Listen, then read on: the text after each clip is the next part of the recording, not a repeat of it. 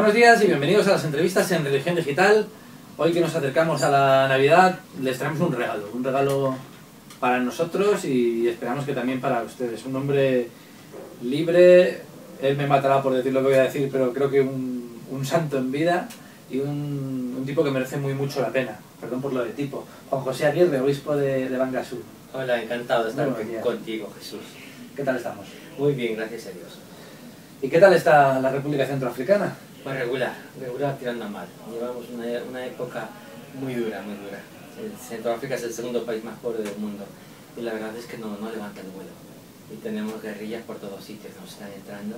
Tenemos un gobierno muy inseguro porque ve que por todos sitios les entran y les intentan amenazar, de manera que las pocas entradas que tiene el gobierno se las comen los militares, el llevar militares de un sitio para otro, de manera que los pobres siguen cada día más pobres. ¿Nos puedes contar someramente cuál es la situación geopolítica de la República Centroafricana? ¿Dónde la colocamos y de qué guerras estamos? Centroáfrica es un país que está en el corazón mismo de África, en el sur del Chad y en el norte del Congo. Tenemos al oeste tenemos el Sudán y al este tenemos el Camerún. Una zona absolutamente inflamada. Inflamada completamente. Cuando el Congo ¿cómo se dice? Se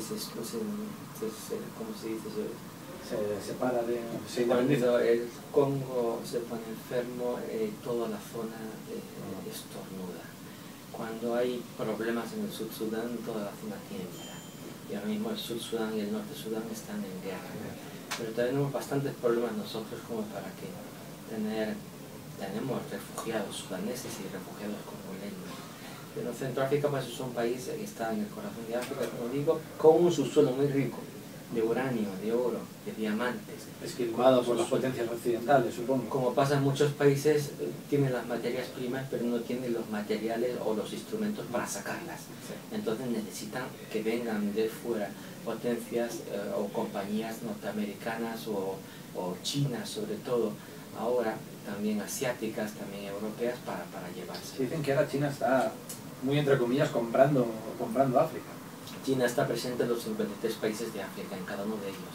China hace lo que sea por tener una prevalencia allí.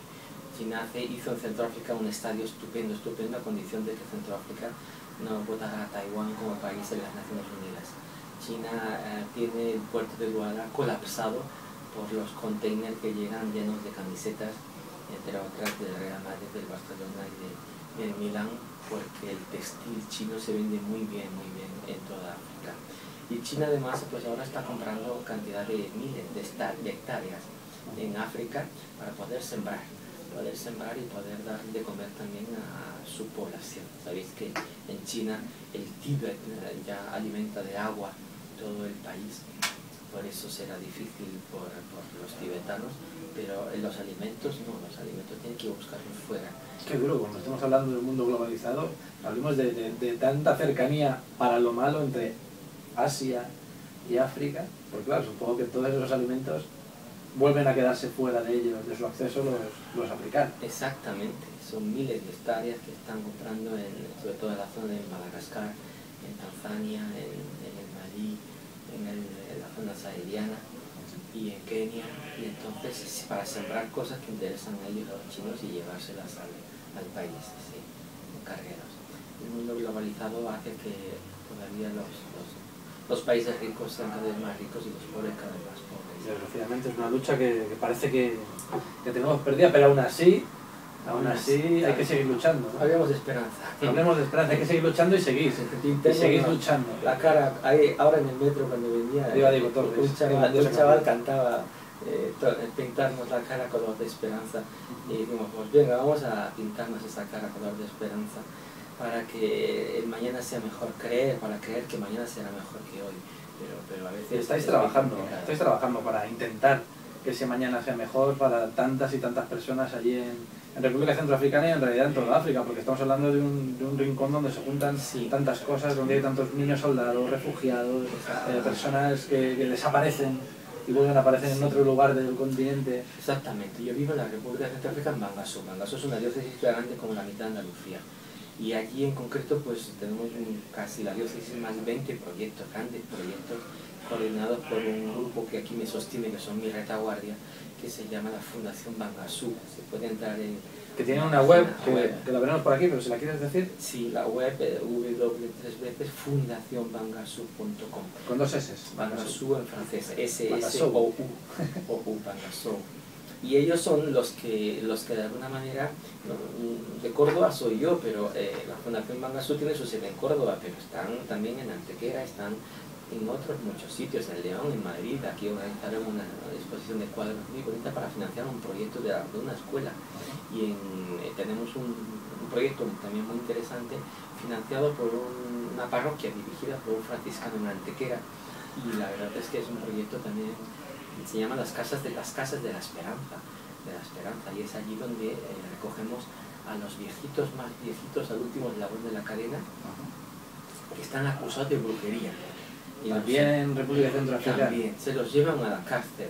Cuando hay una amenaza, cuando hay una violencia enorme, extrema en el país, muchas veces se busca un chivo expiatorio, y este chivo expiatorio son los ancianos que no tienen alguien que les proteja, que tienen demencia senil, y que no tienen un hijo o una hija que les proteja. Entonces son ellos la diana fácil para que... Sí, porque resulta curioso que en África es un rincón donde el concepto de familia y de cuidar a los tuyos sí que está muy acendrado. Cuando tienes un hijo o una hija, claro. Ellos tienen muchos hijos porque dice, cuando yo sea mayor, al menos que me quede uno o una que me proteja. Fijaos que allí en África, en Centroáfrica, no se habla para nada del 1%, del 2% que aquí os trae ahora muchísimos problemas, ¿no? De la subida de las pensiones. Allí no hay pensiones, ni hay incesto, ni hay nada de nada. Allí la única seguridad que tú tienes es un hijo o una hija que te quede todavía vivo cuando tú tengas demencia senil y que te proteja. Esa es la única seguridad. Y el que no tiene se convierte en diana fácil de la sociedad que descarga sobre todos tus problemas. Entonces, incluso las autoridades cogen a estos viejitos para llevarlos a la cárcel para protegerlos, porque si se quedaran en el barrio, allí van a ser agredidos, no solo verbalmente, vienen muchas veces a la misión con brazos rotos, con la cabeza llena de heridas. Y entonces allí vamos, se los pedimos al procurador de Bangasú, los vemos estar en el suelo, que duermen en el suelo, en la tierra, llenos de pulgas salvajes de estos que entran en las uñas, las pulgas penetrantes. Y entonces nos dan el permiso para llevarnos a la Casa de la Esperanza que hemos fundado allí. Ya tenemos 3 casas, están llenas. Y allí los lavamos, les damos de comer, los ponemos en una cama con sábanas blancas y los amamos, los tratamos como si fueran el mismo Cristo Jesús que tenemos allí. Una religiosa que está allí trabajando, una congoleña que hace este trabajo 7 días a la semana y 24 horas por día. Sigamos hablando de esperanza. ¿Qué más proyectos tenéis? ¿Trabajáis con niños? ¿Trabajáis con familias? ¿En desarrollo agrícola y rural? La miseria es el mayor atentado contra los derechos del hombre, eso sin ninguna duda. Entonces cuando vemos a pueblos que viven de una forma miserable, a veces con menos de un euro al día, pues eso genera mucha violencia, eso genera promiscuidad, eso genera sida y eso genera cantidad de otras cosas, ¿no? Así que cuando se mueven muchos padres de SIDA hay un problema, que son los huérfanos. Tenemos el proyecto Huérfanos. Tenemos más de 1000 niños en el proyecto Huérfanos, ayudados por mucha gente de aquí de Europa, sobre todo de Córdoba, que nos financia ese proyecto. Tenemos también un centro para acoger a enfermos terminales de SIDA, se llama el Buen Samaritano. Lo lleva una monja burgalesa, que es una monja... Sí, hablamos de ese proyecto en la última entrevista. Sí. Pues sigue todavía vivo y muy bien, pero ahora tenemos al lado un quirófano, el quirófano San Rafael, y tenemos otro quirófano a los 200 kilómetros más allá, en plena selva, en donde médicos de Córdoba, sobre todo, también de otros sitios, vienen a ayudarnos a quitar unas hernias gigantes que ellos nunca han visto aquí, unas patologías de fibromas como balones de baloncesto, y ellos dicen que no han visto nunca aquí porque no se llega aquí en Europa esas patologías. Y allí vienen a ayudarnos 3-4 veces por día. Hay traumatólogos que vienen a ayudarnos con niños poliomelíticos, aunque últimamente han estado allí y han encontrado muchos niños con los labios partidos, que se llama el labio leporino. El labio leporino, que también es en algunos lugares síntoma de de ser maldito. Sí, en algunos lugares se les maldice, sí, se les echa Como si culpa. nacen antes los dientes de abajo que los de arriba. Todo lo que sea los albinos, anormal, sí. diferente, ya es riesgo, corre riesgo de ser. Entiendes que la miseria, pero la ignorancia también es un gran mal que nos está azotando a todos allí, aquí. La ignorancia es también una base para que te pisoteen tus propios derechos, lo primero, ¿no? Porque no sabes defenderte. Pues hemos luchado mucho en los trabajos de las escuelas. Tenemos escuelas por todos sitios y hemos fundado, en sitios, en campamentos de refugiados, por ejemplo, hemos fundado las escuelas donde vienen a estudiar hijos de musulmanes, de católicos, de protestantes, de sectas, todos mezclados, para que vivan juntos y aprendan a vivir juntos y aprendan a vivir la tolerancia, ¿no? Y bueno, tenemos desde el kinder hasta la universidad en muchas misiones y esto pues nos da mucha credibilidad a la Iglesia Católica. El gobierno nos trata con mucho respeto porque ve que logramos llegar al final de mes de curso pues sin grandes pérdidas y sin huelgas y sin problemas con los maestros y las personas que están allí, el personal. Total, esto da mucha credibilidad. Hemos ya trabajado en la diócesis, tenemos más de 8.000 niños escolarizados y esto es esencial, tienes toda la razón. La ignorancia te hace hundirte también en la miseria y la ignorancia te saca del pozo de la miseria. Muy bonito. Trabaja también por la educación. Uno de los problemas que también se está dando, por lo que contabas, en la República Centroafricana es que algunos que saben o que creen saber algo más utilizan también su sabiduría para el mal. No solo en República Centroafricana, sino en toda la zona estáis padeciendo a uno de los que probablemente sean de los mayores asesinos de la historia reciente, Joseph Kony, muy conocido por internet, porque hace cosa de menos de un año salió un vídeo en YouTube que yo creo que ha sido el más visitado en la historia, pero que desgraciadamente, y tú lo comentabas en un artículo publicado en nuestra web hace poco, desgraciadamente parece que ha pasado con más pena que gloria todo aquello y sigue campando a sus anchas. Joseph Kony, el ejército paradójicamente también, ¿es de resistencia al Señor o de liberación del Señor? De resistencia del Señor. De resistencia del Señor. Aquello fue una pompa de espuma, ¿no? Que explotó y se quedó en nada. El Twitter aquel de niños invisibles fue visto por más de 40 millones de personas y a un cierto momento el vídeo decía Stop Kony en 2012, pero no se va a producir porque siguen campando por sus anchas como quieren, ¿no? Y han hecho muchísimo daño. En Centroáfrica en concreto lo tuvimos hace poco tiempo, yo creo que ahora ya se ha escapado, pero ha dejado a cantidad de grupos en la selva, siendo que Centroáfrica es un país que no tiene un gobierno muy fuerte y no tiene un ejército muy fuerte, allí campan por sus anchas y saben que nadie va a ir a buscarlos. Pero es un ejército que nació en Uganda y ha llegado del Congo y del Congo a Centroáfrica y los vimos llegar como con paracaídas y sin quererlo ni buscarlo ni saber quiénes eran, empezaron a secuestrar jóvenes, a llevarse jóvenes a la selva, a hacer con ellos auténticas barbaridades, a robar todo lo que querían, a asesinar impunemente, a organizar unas masacres enormes, ¿no? Están buscando nada porque ya están escondiéndose, son como un animal herido, pero buscan defenderse y buscan comer y atacan a los poblados para buscar comida.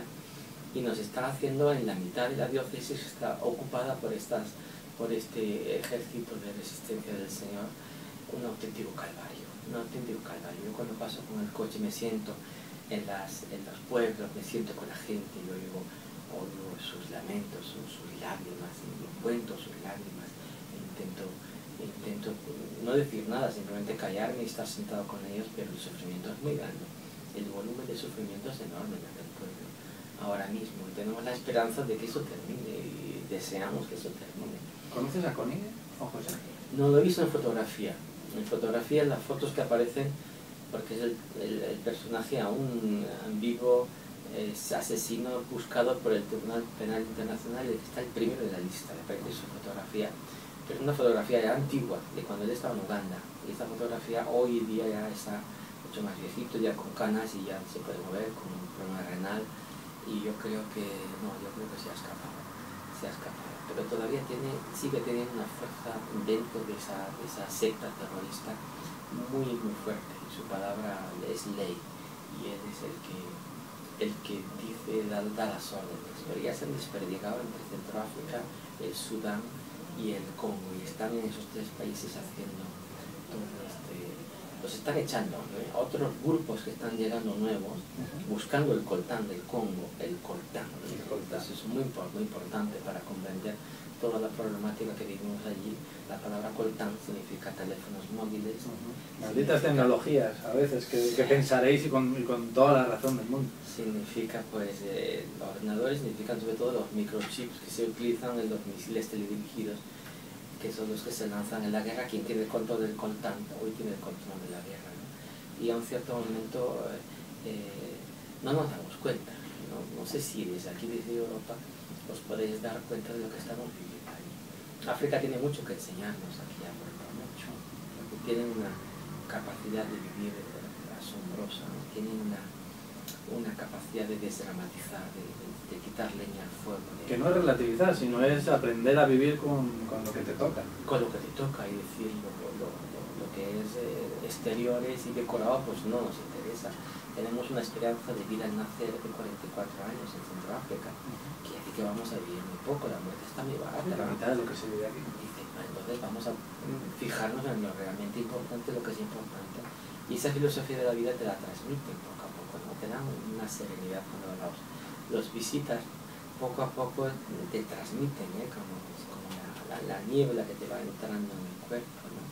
Como la humedad, la lluvia de primavera que entra aquí fecunda, ¿no? Te van dando una filosofía de la vida diferente, ¿no? Y te pacifican interiormente. El africano tiene esa capacidad de pacificar interiormente a la persona agitada, que normalmente viene de Europa con mucha prisa y mucha reloj, con reloj, y cuando dice, ¿a qué hora nos despertamos? ¿A qué hora esto? ¿A qué hora? Fíjate, cuando tú oigas los pájaros y empiecen todos a cantar de golpe y aquello se convierte en una sinfonía, ese es el momento de levantarte. Ese es el momento de levantarte. ¿Cómo podemos ayudar a la fundación? ¿Cómo se puede ayudar a la gente de Desde aquí, desde Europa, hay miles de personas que me están ayudando. Y yo estoy asombrado cada vez que vengo de ver la cantidad de la simpatía enorme que hay en miles de personas, que de manera escondida, sin hacer ruido, saben de la Fundación Mangasú. Yo soy un misionero de los 15.000 misioneros españoles, todos ellos tienen proyectos y todos ellos tienen ayudas, es decir, que hay que multiplicar por 15.000. Y son miles de personas los que ayudan de manera desinteresada, como ahora aquí en Europa están ayudando a Cáritas para que Cáritas ayude a quien tenga que ayudar, y son miles, una legión, una multitud enorme, ¿no? Entonces, esa multitud de hormigas que juntándose todas son capaces de echar al león de donde se ha sentado, es cierto. Allí en Centroáfrica nos ayudan mucho, pero claro, tenéis que comprender también que si no cambiamos aquí en Europa, en África van a llegar a ver menos migajas. Aquí en Europa tenemos que vivir una austeridad normal, una austeridad que pueda un poco marcar nuestras vidas y que pueda abrirnos el camino de la solidaridad. Yo no pido ningún imposible, porque sé que hay muchas familias que están pasándolo muy mal, pero a los que no tienen esos problemas, que vivan al menos esta austeridad razonable para que no haya tanta diferencia entre los mundos que vivimos. El futuro de muchas cosas de la humanidad ahora mismo está en África, en la Iglesia Católica en concreto. El futuro está en África, el futuro de las vocaciones están en África, también en América y en Asia. África es la que está creciendo ahora más en todo tipo de cosas, ¿no? Y cuando nos terminaremos de acordar también en la Iglesia de África, evidentemente sin las instituciones de la Iglesia, sin los misioneros, África estaría bastante peor de lo que está, pero aún así cuesta pensar cómo seguimos siendo una iglesia probablemente demasiado europea. Vosotros aquí en Europa, pues tenéis, la iglesia europea tiene sus problemas, que no son pocos, ¿no? Y tampoco voy a entrar yo a juzgarlos, pero también la iglesia tiene que hacer un esfuerzo por vivir en esta austeridad razonable, ¿no? Vivir un poco más evangélica, y y de esta manera comunicaremos mejor, o al menos haremos más solidaridad con los pobres o con el mundo de las misiones. El mundo de las misiones es un mundo precioso porque Dios nos ha dado un carisma a los misioneros para poder estar allí. Sin este carisma no entenderíamos lo que es la misión, y es Jesucristo quien anima nuestro carisma. Pero aquí, desde Europa, tampoco podemos olvidarse del mundo de las misiones, y sí que nos lo hacen muchísimas personas, ¿no? Pero de alguna manera, pues tener todos los que animan a las parroquias, son miles de parroquias, tienen que tener esta sintonía con los misioneros, de manera que viviendo una hospitalidad razonable y evangélica se pueda compartir, abrir esa capacidad de compartir más y mucho más a pueblos que viven con lo mínimo, que viven a veces en situaciones mucho más abajo del límite, en condiciones muy duras de peligro. La zona donde yo vivo es una zona de alto riesgo, donde ningún turista va. Y allí pues vivimos muchas veces al límite, tierra a tierra, ¿no? Cuando vemos como aquí en Europa se vive, incluso se llora, porque ahora mismo pasar 4 años, 5 años de crisis como estáis viviendo vosotros es muy duro, pero nosotros llevamos 400 años de crisis. ¿Os imagináis? ¿Podéis imaginar lo que son 400 años? ¿Sabéis lo que son 4 años de crisis? Y lo estáis pasando muy mal, porque os están redimensionando toda vuestra existencia, ¿no? Pero es que nosotros llevamos 400 años de crisis. Ya te digo, no hablamos de pensiones porque no existen, ni hablamos de cantidad de otras cosas. Hablamos de la vida tierra a tierra, día a día, minuto a minuto. Yo les prometí al comienzo de esta conversación que les traíamos un regalo. Como los buenos regalos son regalos con fondo, con profundidad, con cierta acidez también, y con un pozo de esperanza, porque nos demostráis que pese a todo ese horror, pese a todo ese mal que existe en la República Centroafricana, en toda África, en realidad, se sigue viviendo y la gente puede seguir siendo feliz y trabajando para construir su propio futuro.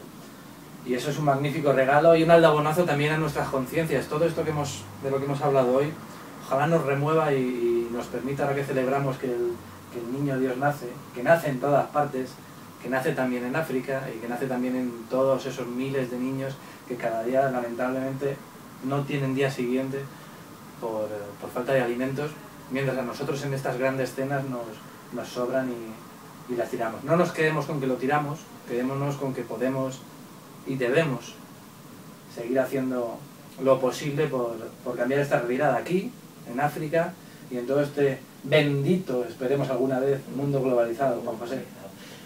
Haced un gesto sencillo, que no os va a complicar nada la vida. Cuando pongáis el Belén en vuestras casas, poned bien la mula del buey como Dios manda y como el Papa dice, por mucho que la prensa haya tergiversado sus palabras. Y en la cuna, en vez de poner un niño regordete, poned un crucifijo. Porque ese niño que nació en Belén ya nació crucificado. Y está hoy crucificado. Y sigue estando crucificado. Ese va a ser un aldabonazo, como tú dices, para darnos cuenta y pensar, ay, recuerdo que en otras situaciones, en otros sitios, allí la misa es la Navidad. La misa que ya están preparando, esa es la Navidad. Si acaso el 25 prepararemos de comer con mono y con gacela un buen banquete para los pobres. Y reuniremos a todos los pobres con mono y gacela, con entrada libre, con un vaso de limonada, y prepararemos realmente un buen banquete para que los pobres puedan hincharse de comer, poderse hasta las cejas, como decimos, ¿no? Hasta las cejas de comer, al menos una vez al día, que puedan con una bolsita de plástico que llevarse por las sobras, rascar el fondo de la marmita y llevarla en el bolsillo, poder comer al día siguiente también, ¿no? Pero la Navidad auténtica en todo el continente africano es esa misa que se celebra el 24 por la tarde, sobre las 8 de la noche más o menos, donde no se lee el Evangelio, se hace un teatrillo del Evangelio, lo están preparando, y esa vivencia de la Navidad es tan bonita que muchas veces incluso los musulmanes vienen a ver, los musulmanes y los protestantes vienen, se sientan y se quedan también. Y vemos que están ahí muchas veces porque empieza la misa y empieza en nombre del Padre, y vemos que la parte del público no se presigna, que estos no son católicos, y están ahí sentados en primera fila, ¿no? Y hacemos la misa, hacemos esa preciosa misa de Navidad, que es lo que realmente es importante en la Navidad. Pues muchas gracias, Juan José, y feliz Navidad también a esos niños crucificados. Bueno, gracias a ti, Jesús. Y a ustedes pues les esperamos en nuevas ediciones de las entrevistas en Religión Digital y esperemos no olvidarnos de esto, de que están crucificados pero siguen el niño Dios naciendo, también en ellos. Sí, quedémonos con ese color de esperanza de Diego Torres también para África. Muy buenos días.